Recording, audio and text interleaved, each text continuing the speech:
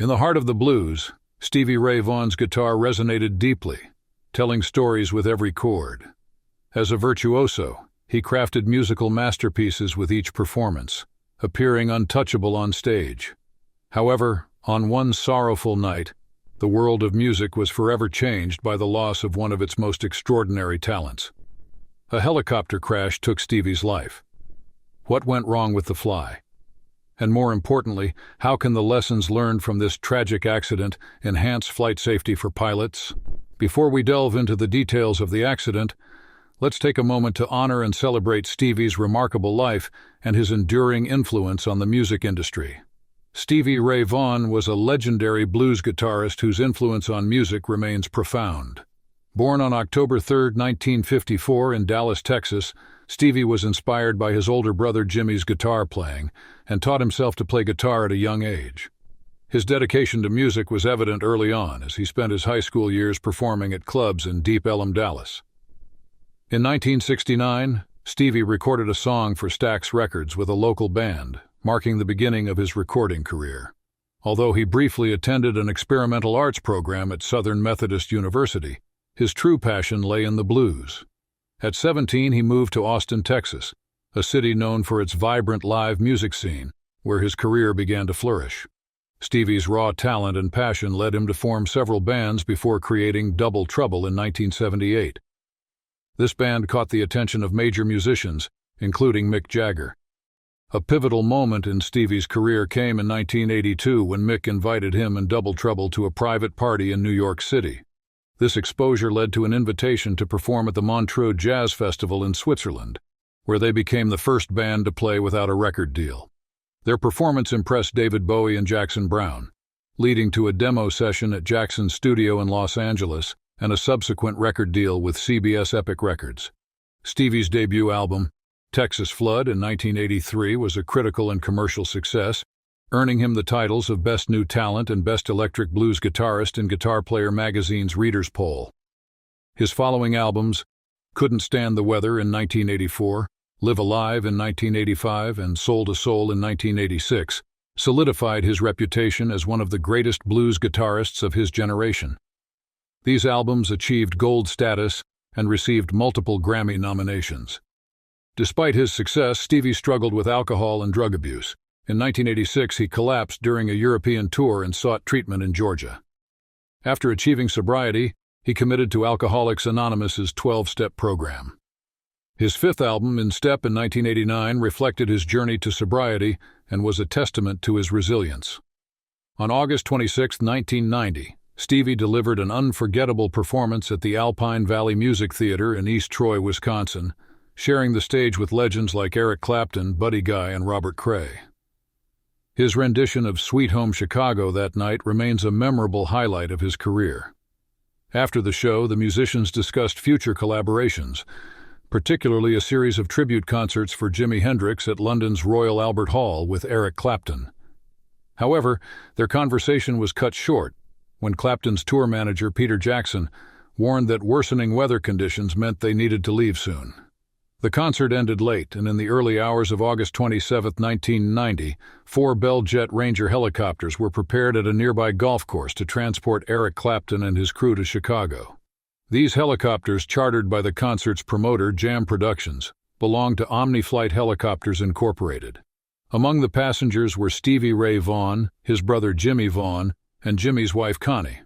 However, a sudden change of plans disrupted their arrangements. The Vaughan brothers were informed that only one seat was available instead of the 3 initially reserved. The other seats had been taken by Clapton's agent Bobby Brooks, bodyguard Nigel Brown, and assistant tour manager Colin Smythe. Consequently, Jimmy decided to stay behind with his wife, while Stevie took the only available seat. The helicopter that Stevie boarded was a Bell 206B Jet Ranger, with the tail number N16933. Manufactured in 1977, it had been in service for several years. Interestingly, of the 4 pilots operating helicopters that night for Omni-Flight, Jeffrey Brown was the only one without certification to fly under instrumental meteorological conditions. This meant he had to rely solely on visual cues through the windows, which required good weather. In fact, just before the flight, Brown had taken an IFR clearance and instrument rating exam, which he unfortunately did not pass. Around 1 a.m., Stevie's helicopter took off from the golf course next to the Alpine Valley Music Theater. This particular helicopter, registered as N16933, ascended at a lower altitude than the others. The pilot then turned southeast towards higher ground. Other pilots noted that the weather was VFR, meaning visibility was good enough for visual flight, though there was some fog. Despite the limited visibility of only a few hundred feet, the pilot proceeded with the flight. The intended route was along State Highway 120, a familiar path for Brown. However, soon after takeoff, the helicopter deviated from its planned course. Unbeknownst to Brown, the helicopter was heading straight for a 300-foot-high ski hill called the Man-Made Hill, part of the Alpine Valley Resort and just 3/5 of a mile from the takeoff point. The hill was unlit and, in the dense fog, virtually invisible to the pilot. Consequently, Brown couldn't climb the helicopter in time, leading to a crash on the side of the ski hill, merely 0.6 miles from the golf course. Clapton's manager, Roger Forrester, told Britain's Sky News, "We had 4 helicopters, and Eric and I were in one directly behind it when it suddenly disappeared from vision. Obviously, we were not aware of the tragic circumstances until the early hours when daybreak broke, and they discovered it on a ski slope directly behind the building in which we had just performed." Tragically, all 5 people aboard the helicopter lost their lives instantly. Among them were Nigel Brown, a bodyguard, and Colin Smythe, an assistant tour manager, both hailing from England. Bobby Brooks, a 34-year-old agent with the Creative Artist Agency, was also among the deceased. Additionally, Stevie Ray Vaughan and the pilot, Jeff Brown, were victims of this heartbreaking event. At around 7 a.m., a search helicopter from the Wisconsin-Johnson Civil Air Patrol carrying sheriff's deputies discovered the crash site. The wreckage was located about 100 feet above the golf course and 50 feet below the hill's summit. Investigations found no evidence of mechanical failures or malfunctions before the crash.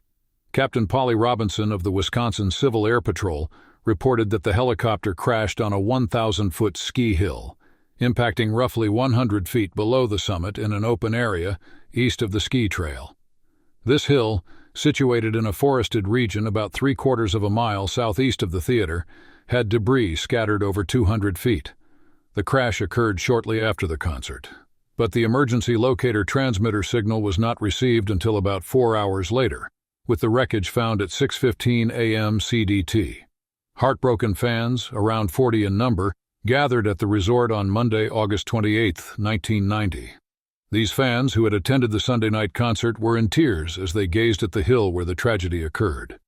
Despite the rain, some made the quarter-mile uphill trek to view the wreckage before it was moved to a hangar in Janesville for further examination the next day.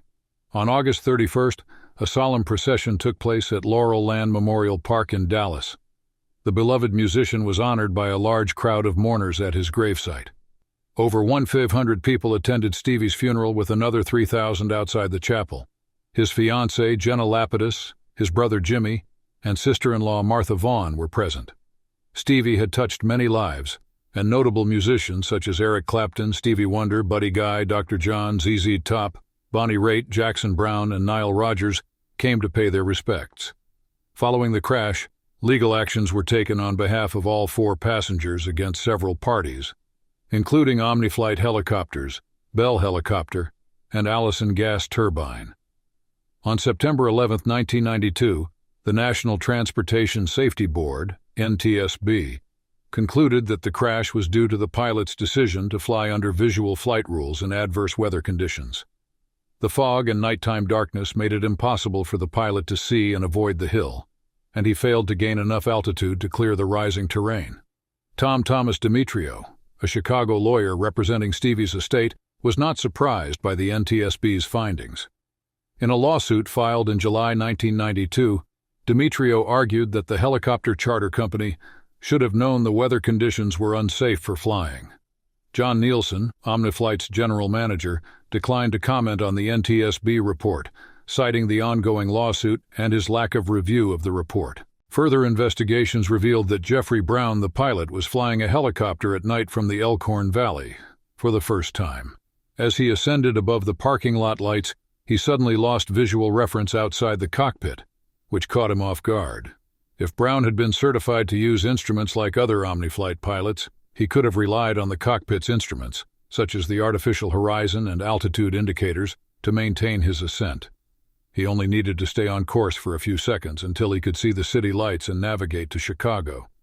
However, without realizing it, he slightly tilted the helicopter to the right while looking into the dark sky above the parking lot lights, leading to a crash into the hills within seconds. Regarding the legal action, the plaintiffs focused on Omniflight, the company that assigned Jeff Brown to the mission. Over time, all lawsuits were settled, with Omniflight bearing the financial responsibility, though the specific amounts were not disclosed. The incident was attributed to improper planning, the pilot's decision, and his failure to gain sufficient altitude before flying over rising terrain at night.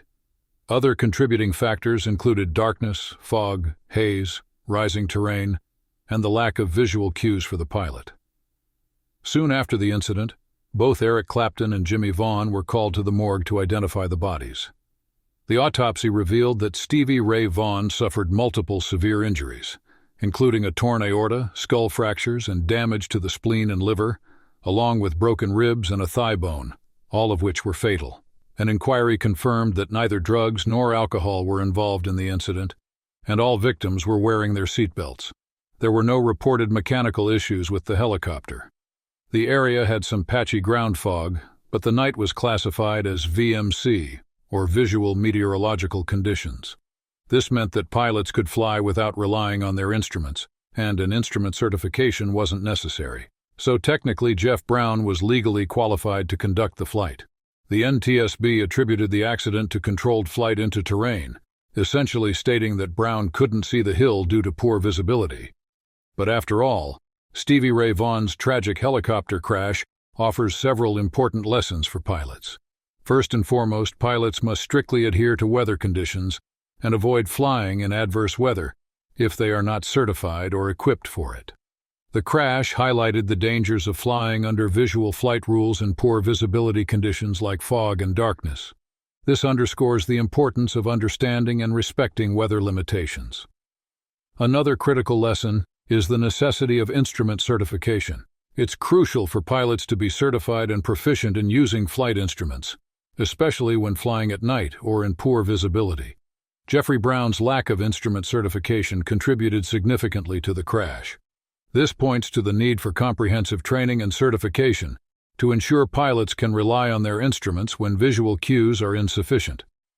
Proper pre-flight planning is also essential. Pilots should be aware of the terrain and potential obstacles along their flight path. In this case, the pilot's failure to gain sufficient altitude to avoid the rising terrain was a critical factor. Thorough planning can help anticipate and mitigate risks associated with the flight route. Maintaining situational awareness at all times is vital. Pilots should be prepared for sudden changes in visibility and other conditions that could affect their ability to navigate safely. This involves being constantly aware of the aircraft's position relative to the ground and other obstacles, and being ready to respond to unexpected challenges. Finally, utilizing available technology, such as terrain awareness and warning systems, or TAWS, can help pilots avoid obstacles and improve safety during flight. These systems provide critical information that can prevent accidents by alerting pilots to potential hazards. Embracing technological advancements in aviation can significantly enhance flight safety. And that's the end of our video today. If you find it useful, don't forget to like and hit the subscribe button to see more content like this in the future. Thank you for watching.